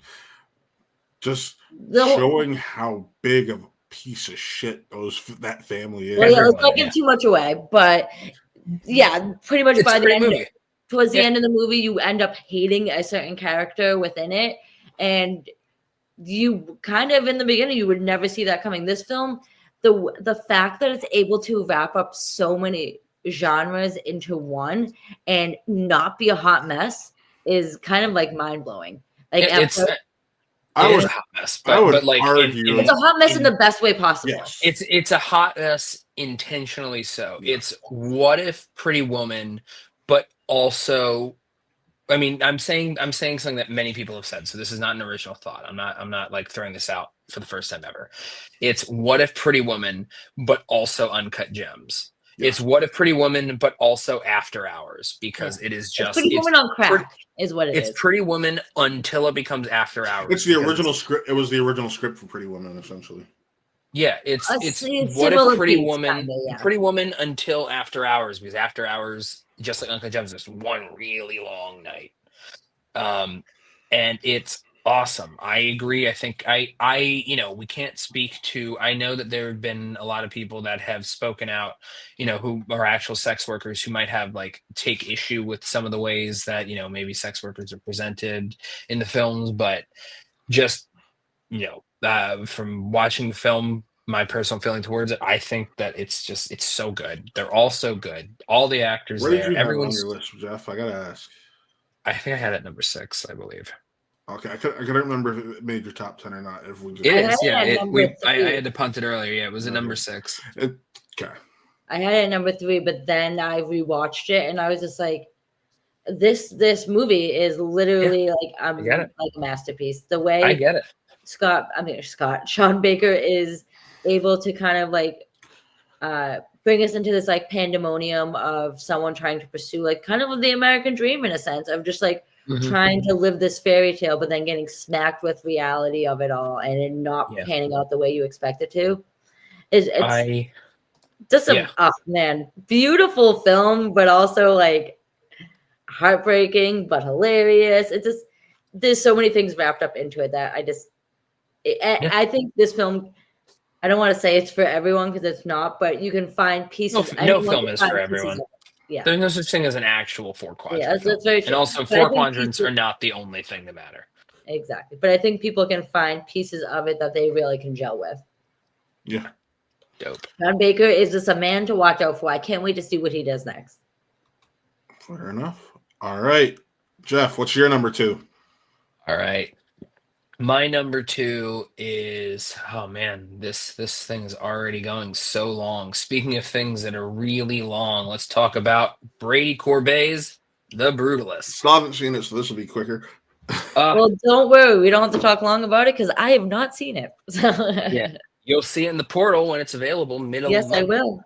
Like next week. Brady Corbet's The Brutalist to me has the best performance of the year, at least, on first, like when I think of what's the best performance of the year, my brain immediately goes to Adrian Brody, who very funny at the Golden Globes. Nikki Glaser said, is that who the Yeah, Nikki Glaser. Yeah, Nikki Glaser.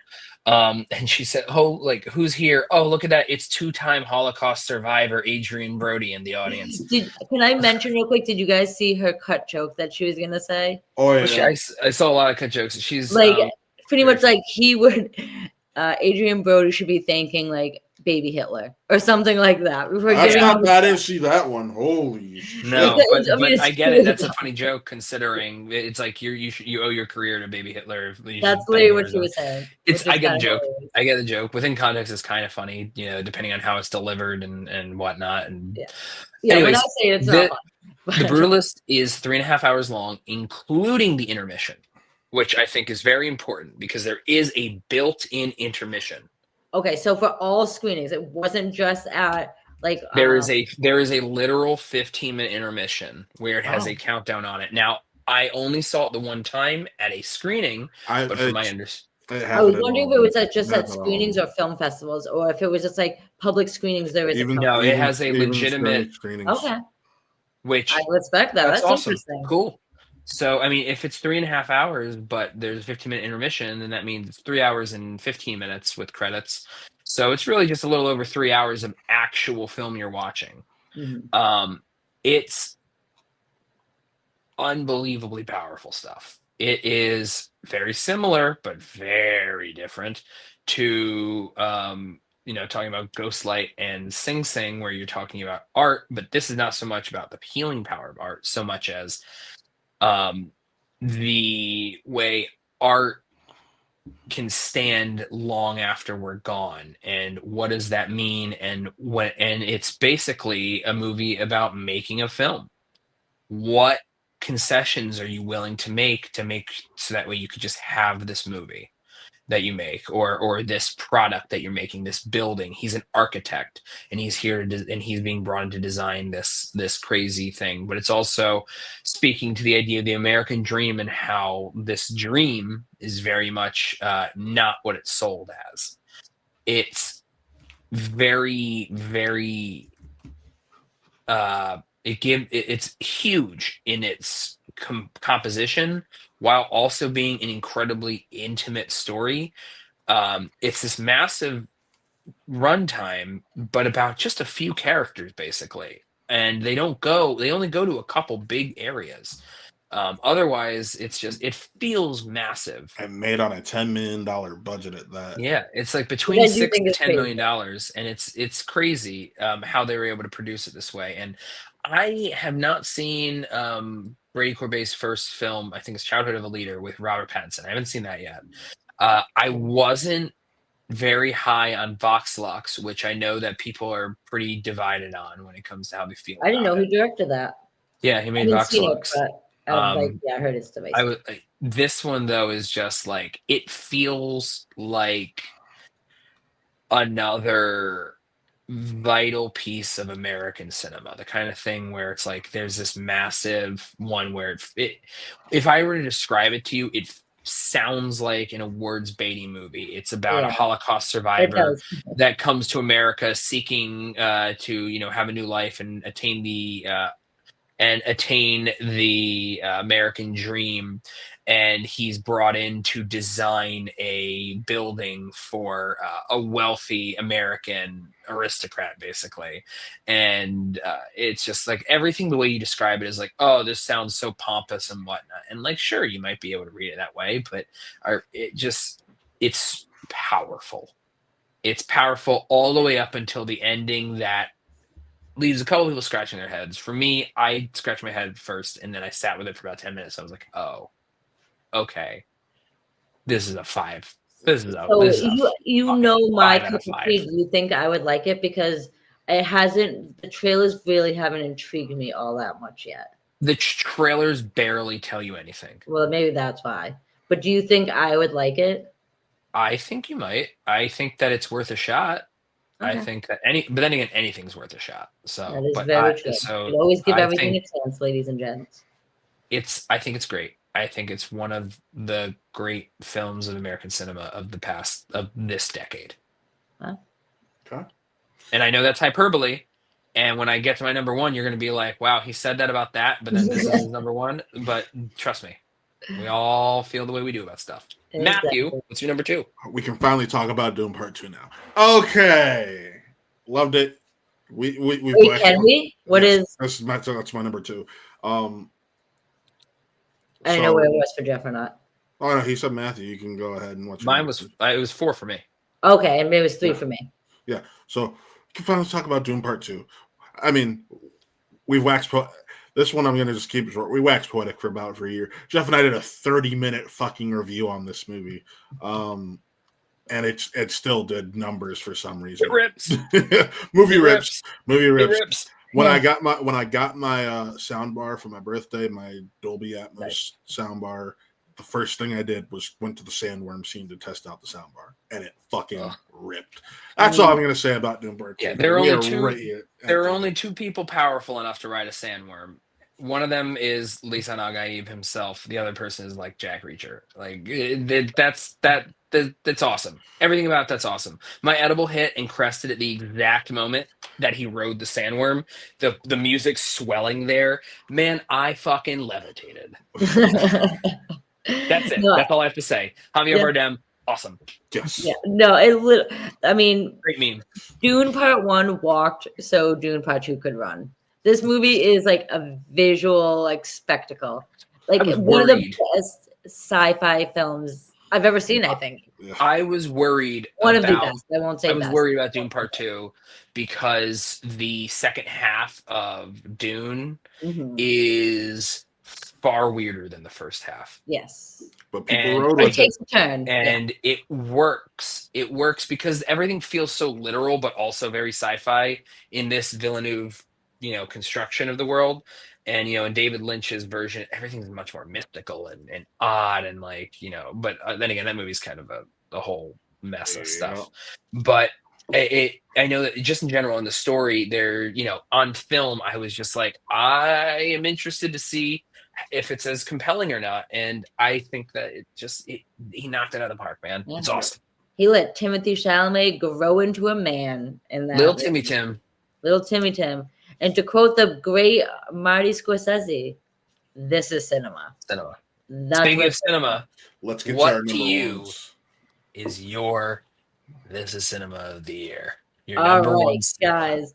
Sorry, I keep bouncing in and out of frame. I apologize. I don't know. Do you see me? I keep spinning in my chair. That's just ADHD. I'm just exactly. We got to wrap up. Let's do this. No, definitely. So I mean, I'll keep it sweet and short because I highly doubt you guys have this as your number one. So for me, I mean, I'm picking a movie that wears its heart on its sleeve. And for those that know me, I do come off majority of the time as like the horror chick or the diehard like Quentin Tarantino fan.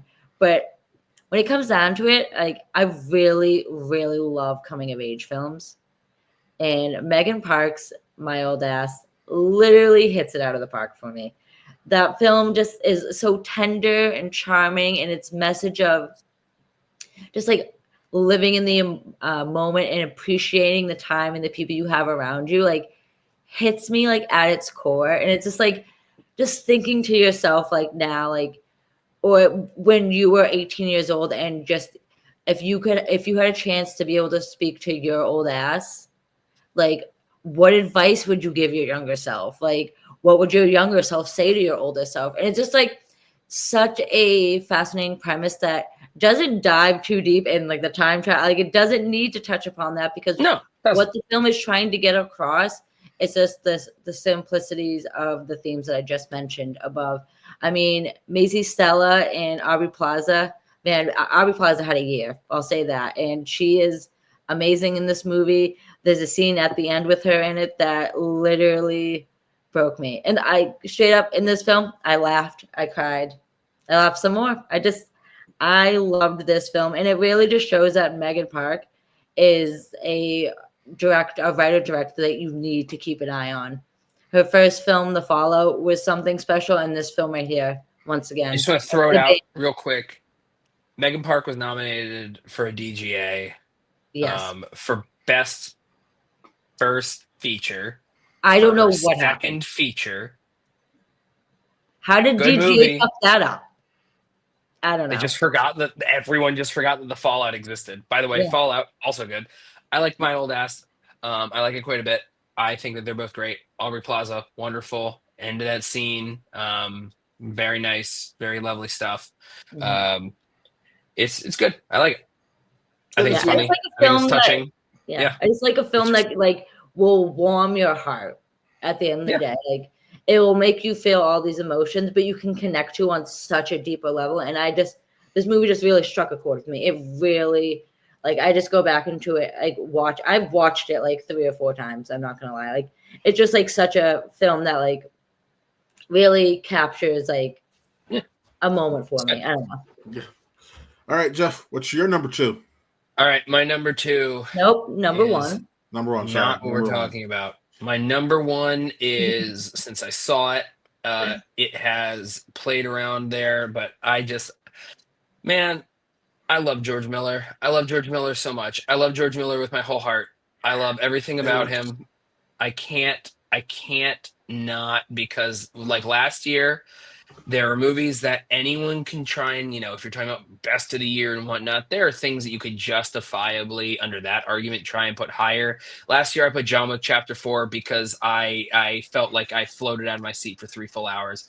For me, Furiosa is just a movie that I can't stop thinking about this whole year.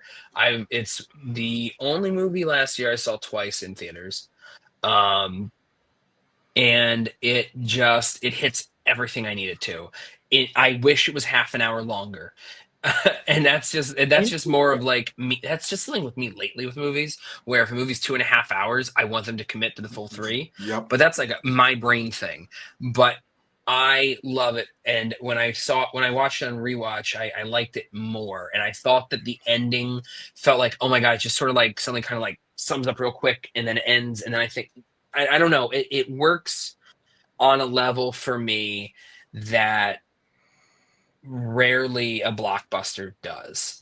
It doesn't look like other blockbusters, and I like that it both evokes what it's trying to do by staying in the same world as Fury Road and leading directly into it, but still allows itself to look just different enough with its use of more heavy CGI that's more noticeable, but it's all part of the style for it, that it makes it all worth it. Like, man, the small guy, I don't know his name, who is the one war boy who from that one sequence. Not Piss Boy. No, not the Piss Boy. Not Mr. Puddles. When the image came out of him popping his head out, and everyone's like, this looks like insane, terrible CGI. And it's like, actually no, like that's just what this person looks like. And like the CGI when it's more noticeable, I'm like, wow, it all feels of a piece of like how this Mhm. one person looked. So it clicked into place with me more of how the even the CGI, when it feels more noticeable, it's of a piece with the vision and like the technology he's working with and just the overall look of it. And I think that Anya Taylor-Joy is a fucking Mhm. firebomb of a Mhm. personality here. She has this simmering rage that is just so tantalizing, and also like you feel worried for her, not just for what could happen to her but what she could do to other people. And you're not going to watch and be like, that's awesome. You will also say that's awesome, but your gut is going to be like, this is terrifying. um He's not going to be in any awards conversations. I know it. But in my heart of hearts, one of the best supporting Mhm. performances of the year is Chris Hemsworth. I agree. What a Mhm. fun He's performance. What a fun, so fun This, fun. performance. this is one of those So films that fun. just feels like it was forgotten in the ether, but it doesn't deserve to be. No, it doesn't. And that's one where it technically bombed. But Yeah. Yes. you know what? You know one thing that helps subsidize it? Australian tax dollars, baby. Yep. Like nearly A half of that long movie's way. near like almost half of that movie's production budget was just covered solely by Tax the arts dollars. programs that taxes cover from Australia. So that's crazy. Not that finances really should mean a goddamn to any of us. I love Furiosa. I Yes. love it. I love it. I love it. I love it. I Matt, will what's say your number so one? All back to right. I gotta say that real quick. Back to back years, you've had action movies. I know, As in right? number I'm one. for as pretentious and shit as I I could literally be. wanted to say that you have the most peculiar like taste in films. I No, have to man. say that. Like, did you not hear? Like, that's the thing. I Don't we all watch. though? That's what I You I like watch about try to so many watch films. everything. I yeah. try to watch so much, and then I get told like, I know one day I'm not going to bother. All right, there's going to be a year where I'm going to look at Harold and the Purple Crayon and be like, I don't have to. I don't have to watch this. This year was not that year. I watched Harold and the Purple Crayon. Of course you did. Of course you did.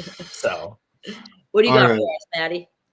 This one kind of hurts my pride because have I've spoken out about leading up to this film how much I hate what this film is adapted from and how I just absolutely thought that this was going to bomb and that it didn't deserve a two-part treatment. And I'm doing this and eating crow at the same time because my opinion has completely changed to the point where my family and I have a vacation planned for this year. And we're like, my dad, I pointed out to my father, like, hey, those dates you chose, if the screening setup isn't like it was this year, we're not going to get to see that. So we're going to have to see that while on vacation. And that is Wicked Part 1 because, Wow. listen, Mm. I still a lot of stand by people this. love it. I hate the Broadway musical. I tried to listen to the cast record, the original Broadway cast recording again. Can't stand it. I think when it comes to me, certain films are able to capture something, or when it comes to musicals specifically, are able to capture something more with their accompaniments that will end up catching my ear. And this is one of them. I thoroughly stood by the fact that when I saw this, there was only 4 songs leading into this film. I actually 2 I loved, and 4 I thought were, and 2 more I thought were okay, decent. And I've been listening to that film soundtrack nonstop since November. When did I see that? November 15th. So yeah, no 17th, November 17th. I was blown away. Does the color grading look weird? Yeah, It and looks like it's shit. The movie looks like shit. I was gonna say, yeah. I would say the worst part about the movie is the Is the directing color. and the way it looks. Honestly, the color grading isn't what's worst about the way it looks. It is when I think of backlighting, I think of Janusz Kaminski with Bridge of Spies, where they're in a room there and they're interrogating Mark Rylance, and the lights coming through the window, and it's just shining, and that's what's lighting everything, and it looks gorgeous. And in this movie, Dancing Through Life, I can't see a fucking thing. Yeah, no, the Is literally that the the name of the song, Dancing Through Life? Dancing through life. Singing this shit. Yeah, Yep. the weakest part of this movie for me was the directing and like the color grading of the The movie. directing is not weak at all. The color grading, yes. Oh, I thought the directing was like okay, but he has a say in those things. That was what I'm trying to get at. Listen, I don't agree with his reasoning, but I understand it because the reason they didn't want to go with the Technicolor look is because they wanted to differentiate it in the fact that this Oz is a real place. It is not some girl's fever dream. This is a real place. And real places don't have a layer of digital sludge. Yes, I know. But imagination. Point being, I understand. I don't agree with it, but I understand the thought process. Yeah. I still think it looks like shit. Like, I'll be honest. Like, color grading looks like shit. But the movie itself, listen. The way it made you feel. Cynthia Erivo's singing I can die. Like, she's coming to Cleveland for a concert this summer. I may go to it just in the hope of hearing Defying Gravity live, because it's not even confirmed that she's going to do that. I was very scared because to me, Ariana Grande has always been the Dan Schneider girl from Nickelodeon, and I was like, do we really want to trust her with a role like this? And she damn well may end up getting Best Supporting Actress. She's considered one of the favorites, which is just astounding. She's good. Like John M. Chu's directing, I said this in my review. When it comes to musical films, give that man a blank fucking check, because between this and In the Heights, he is single-handedly almost revived the musical in film. And also a little hat tip to Steven Spielberg's West Side Story, which is the best musical film ever made. Definitely up there. So it's wicked. I had to suck up a lot and get a lot of crow admitting that I loved that film when I reviewed it, and I stand by that. Man, I think it's important when it comes to that sort of thing. Like I had not great expectations either. I know other people that didn't have great expectations and then turned out that they adored it. I liked it. I liked it fine. I didn't know if you saw it or not, so I saw it like last week for the first time. I liked it fine. I think that the two of them, they're very good. I think that when I say they're very good, I think Ariana is very good, and I think that Cynthia has a wonderful singing voice. I completely agree. Literally, kudos to what Geoff is saying. I was very skeptical going into this movie. Skeptical, you mean? What? You said spectacle. Well, you know what I'm trying to say. It is late right now. Tap to the wall and watch. Yeah, ladies and gentlemen, it is late right now. You guys are not so when you guys get this, it might be like I want to go to bed. It's not for me. We got a Better Man review. I promise to keep it under 10. Yeah, let's wrap it up. Yeah. Nope, we will. But I did not have much hopes for this movie. Yep. Went into it. I'm not a musical person at all. I was kind of baffled with how much I enjoyed it. I have seen the stage play, and I really enjoyed that once as well. I liked it too. I will say, exactly what Geoff said though. Like, Cynthia Erivo has an amazing voice. Ariana Grande though stole the show. Yeah, good. It's good. Yeah. I don't think it's great, but also at the same time, I see what it's doing with people that feel like they seem like they're struggling from this, that, or the other, and a lot of stuff is shit right now, and they really love it, and it seems to like hit them in just the right way. And so, like, who am I to yuck their young by being by trying to like criticize too much right now? I'm trying to pull back a bit on being as negative, on Twitter or whatever about like pushing to some people about certain things. Negative, but it's fine. We're just going to hold space for Wicked as Matt's number one. Yes. And with that, folks, we made it through the top 10s real quick before we sign off. Each of you, I want you to give me one of your favorite shows of this year. Favorite shows? I'm going to go with a random, well, not random, because I think someone else should pick this one. But I'm going to go Mr. and Mrs. Smith.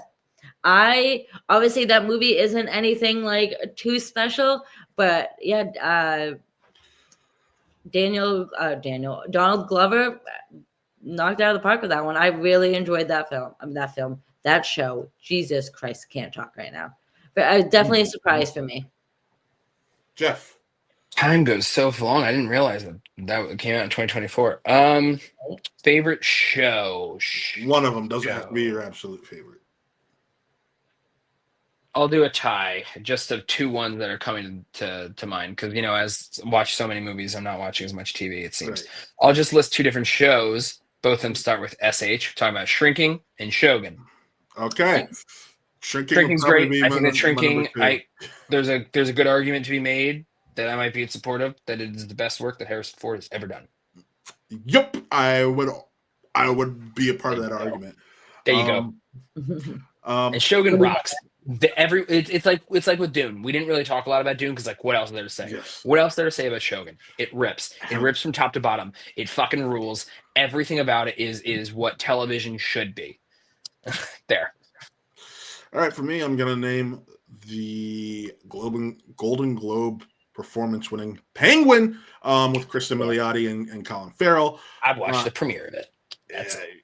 I saw that show a month before everyone. I had to just wait and wait. And so good. I watched the premiere last week, so I have the rest to go. Good show. Good episode. Good show. But with that, folks, that was our best of 2024 film episode. We got through it all. If you haven't already, check out everything you do over here at the channel. Check out the sister channel, Watt Gaming, which is where our Twitch streams go to live. You can follow us at twitch.tv/WattRealEnt, like it's spelled in that logo over there or right up there with the X. And also check out our podcast, Views from Metropolis, I should say, my podcast, a podcast on the Man of Steel leading into James Gunn's Superman from his birthplace. Episode dropped this week. Episode dropped this past Friday. Episode dropping this upcoming Friday, and an episode dropping the Friday after that. It is an episode-packed week or month for this show before we start going weekly in March. So that should be interesting. And like Geoff and I have teased throughout the show, our review for Better Man. Go check that out as well. And yeah, so signing off, I am Matt. That is Geoff. That is Paige. And we will see you next time. Peace.